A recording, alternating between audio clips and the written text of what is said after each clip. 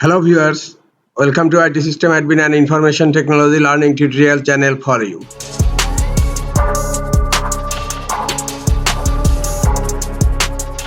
Today in this tutorial I am going to show you how to create a hidden file in Red Hat Enterprise Linux 8.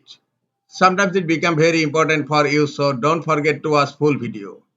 To create a hidden file, type touch dot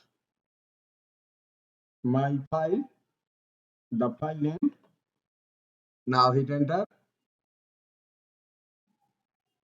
Now type ls to show file. Look, the file is hidden, not showing here. Now I am going to show the hidden file. ls-la.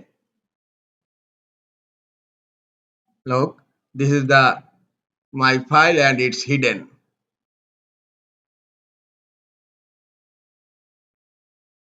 This is the easiest way to create a hidden file in Red Hat Enterprise Linux 8. This is all for today. Hope this tutorial is helpful for you. Keep watching for next tutorial. Thank you very much.